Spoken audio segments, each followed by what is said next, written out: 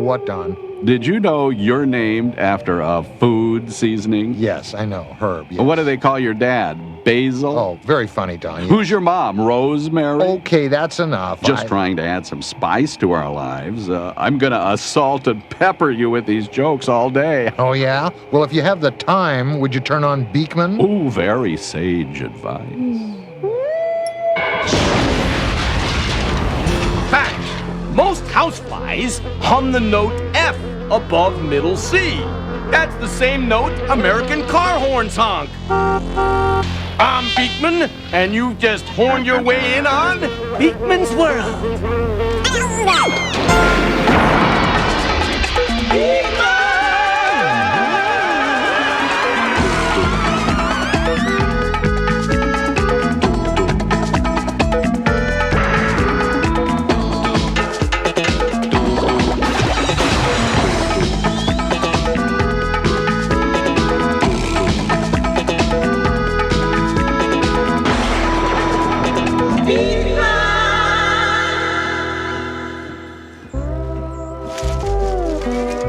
Ah, the pineapple. Nature's way of telling your taste buds aloha.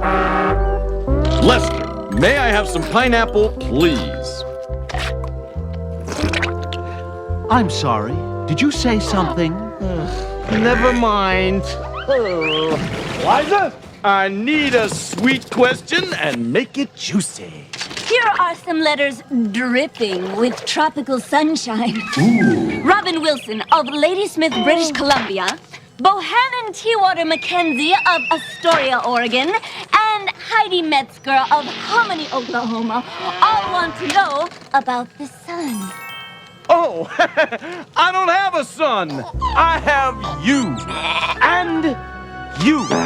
And of course, all of you out there. Yes, you're all my children. The sun in the sky. Up there. Big, hot, yellow ball. That sun. That sun. Yes, well, what a shining topic. We think all your questions are very bright. Later on, we'll tell you where to write us. But for now, we're gonna visit the sun. Actually, you should never, ever look at the sun without eye protection. It's big, it's hot, it's cool, and it's the source of all energy and life on our planet. There's so much to tell you about the sun, hey, I don't know where to begin. Then allow me, son. It just so happens that the sun was the subject of my 4th grade science project. Was that the first time you took the 4th grade or the 5th time you took it? Let me see. I was just out of the army at the time, so that would have been the... Lester, can we move this along, please? Beakman, relax, will you? Just take a load off your hair while I explore the academic nooks and crannies of our sizzling solar brother. Great. Explore away. Okay.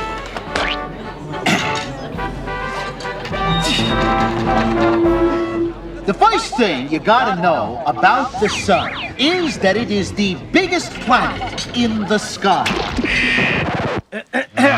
Yes? I don't think you have your facts straight. What a surprise! The sun is not a planet, it's a star. Okay, well, I was just kidding about the planet part. Ha! Now, if I may continue, thank you.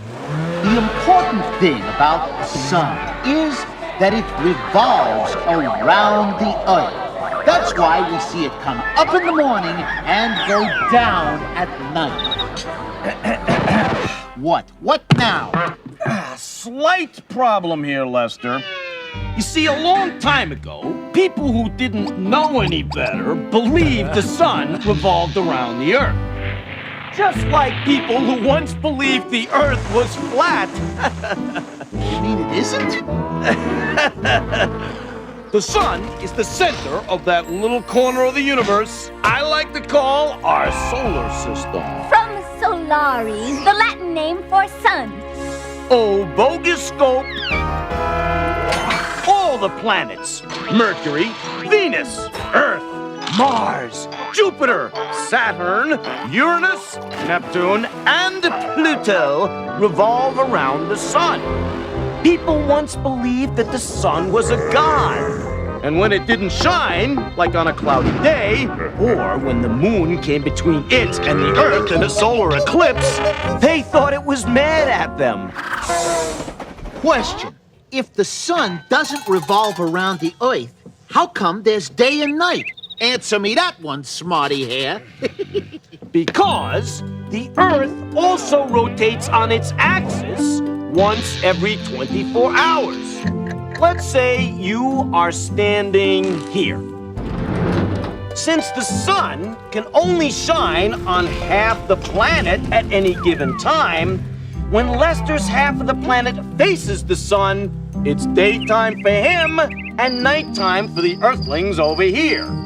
As the day goes on, it looks to us like the sun is moving across the sky, but actually, we are the ones who are moving. And when we're facing away from the sun, it's nighttime for us, but day is just beginning over here.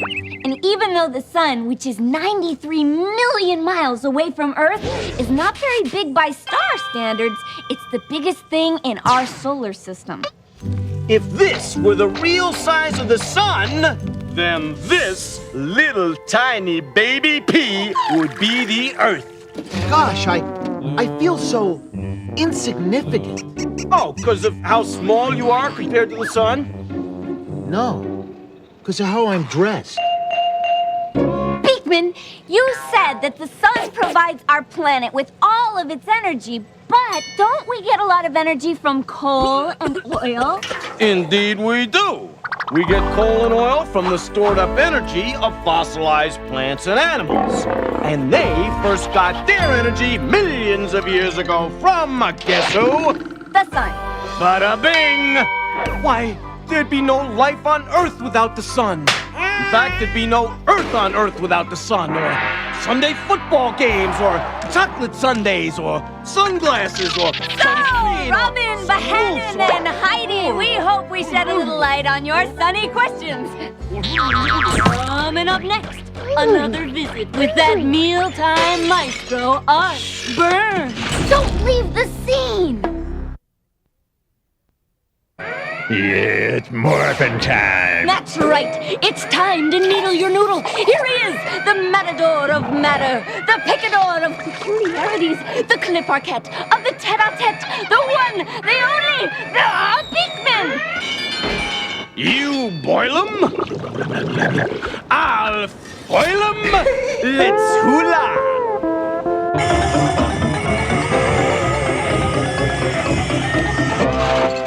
Birds are the only animals with feathers. Question. Who invented the raisin? Signed, Still Wondering, in Athens, Ohio. Answer? Well, still, you can stop wondering in Alturas. The ancient Egyptians first discovered that drying fruit preserved it. Raisins are made from drying seedless grapes. I'd just like to know who invented the singing raisins. If I hear it through the grapevine, I'll let you know. Question. How many hot dogs do Americans eat? Answer. Just during summer alone, Americans eat more than 5 billion hot dogs. That's enough to circle the globe more than 15 times. That's nothing. I eat enough hot dogs in a day to cycle me 20 times. Fast fact. To survive, every bird must eat half its own weight in food every single day. That must be awfully hard for Larry Bird. Herb, I'm a bird. Uh-huh. If I ate half my weight today, Right. and the other half tomorrow, Yeah. then I'd be gone. I wouldn't be here. Ooh, eat, Don, eat, eat. Question. If Ma Barker married Yo-Yo Ma, would she be Mama Ma? Later, Liza. Do you know what that music means? Put on your white bucks, cuz we're heading into an all Pat Boone weekend.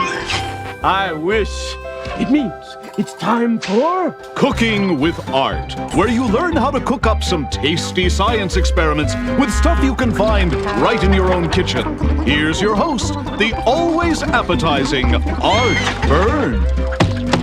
Oh, hello to you and yous, and welcome to my humble commode. Today, I'm gonna teach you how to bake a potato with the help of the big guy upstairs. Not that big guy. I'm talking about the sun. Here's what you're gonna need. Let me see. Well, I don't need this. I know what I want. First, I'll have one of Art's world-famous small potatoes. Small potato. Thank you. A round basket. A round basket. Huh? Some aluminum foil. Aluminum foil. Huh? Some sticky tape. Some sticky tape. You. And, a fork.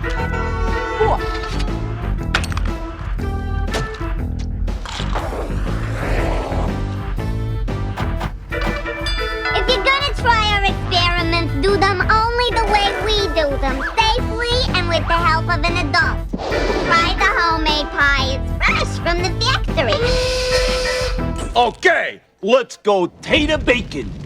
First, you take your basket and line it with aluminum foil, being sure to keep the shiny side facing out where you can see it. Beautiful. Keep the foil as smooth as possible, and use tape to stick it on if you need it. Next, being real careful like to avoid poking yourself, push the fork through the bottom of the basket and slam your spud onto the tines of the fork like thus. Now you need to go outside. Since I can't leave my post for fear of somebody coming in and tidying up, I've installed a sunroof here at the truck stop. Now, where'd I put that remote control? Oh, there it is. It's best to do this on a hot summer day around noon. Of course, it's best to do a lot of things on a hot summer day around noon.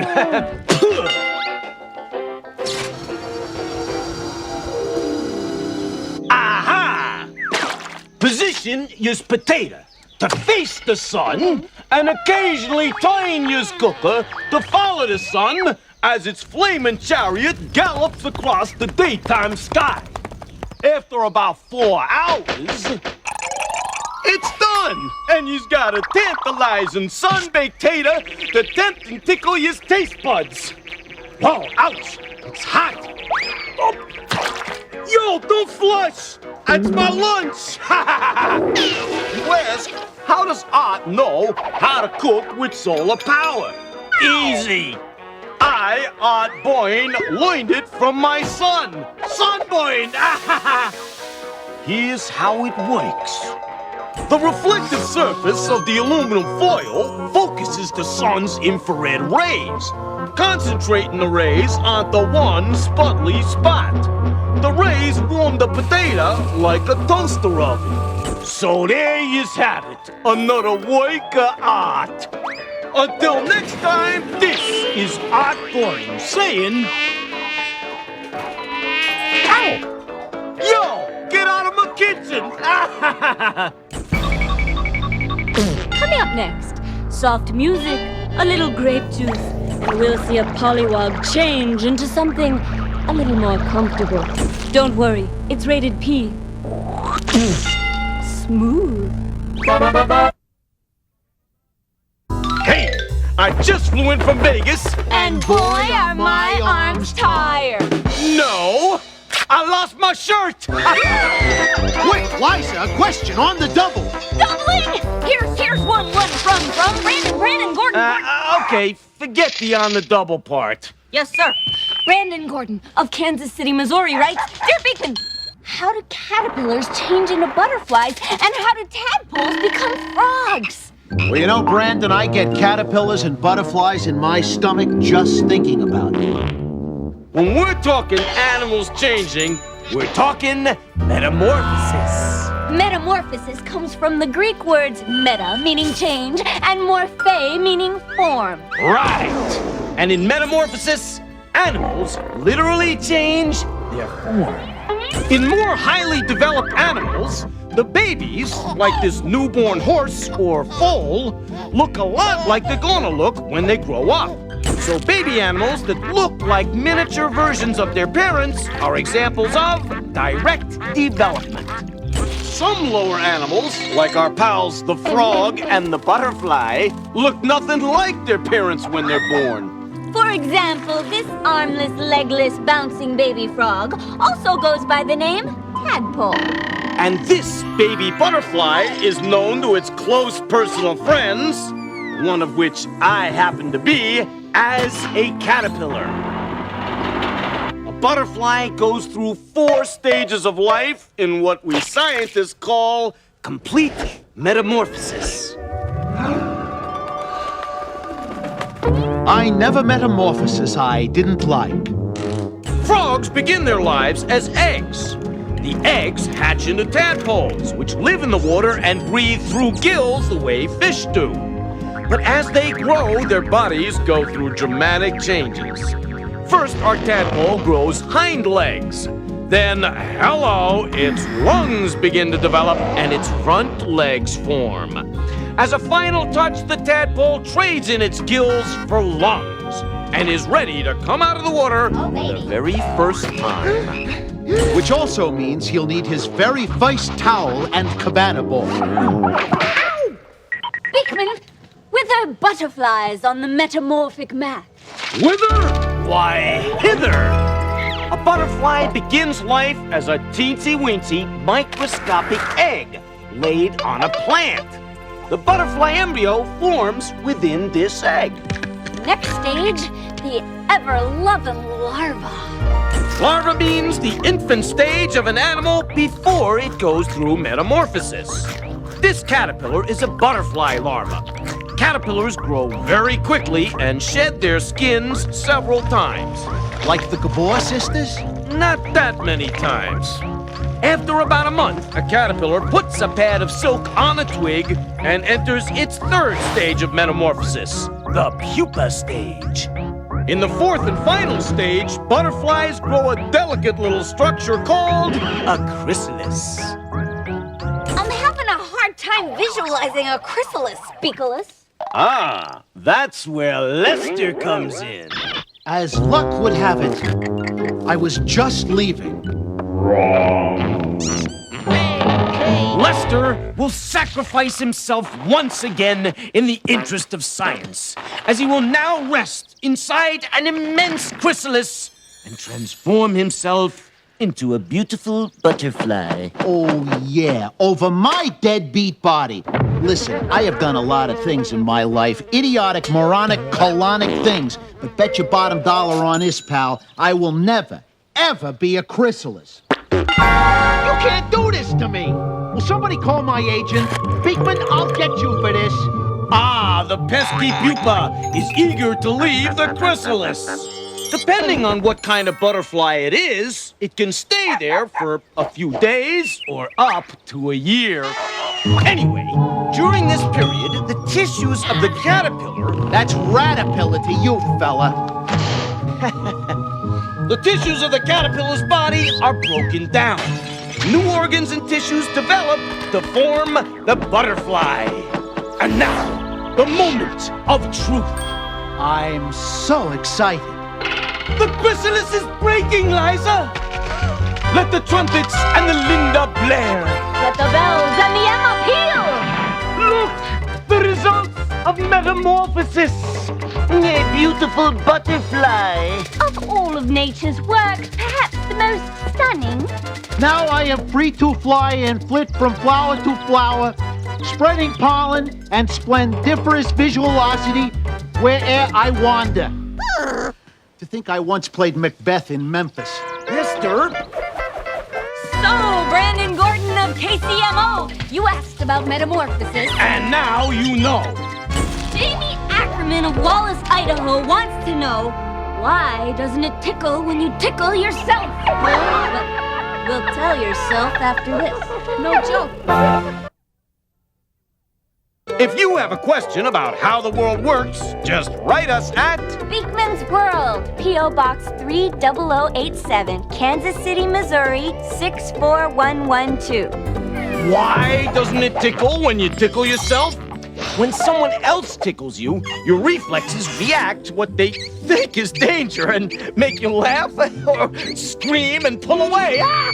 But when you tickle yourself, your reflexes know there's no danger because you can stop it anytime you want. And it tickles me to no end to know that I work with two people who respect me enough not to tickle me. Oh, no, you wouldn't. Not the tail. See you next time. On Beakman's World. You know, Herb, you crack me up. Really? You think I'm funny, Don? No, you're heavy, Herb, and you're cracking the ice we're standing on. Uh-oh, that's not good. In a minute, we'll be in Cuba. Cuba? Ice Cuba. Oh, quick, turn off Beakman. I'm sinking, Herb. Throw me a line. This traveling penguin goes to a farmhouse and he says... Oh, boy, we're sunk.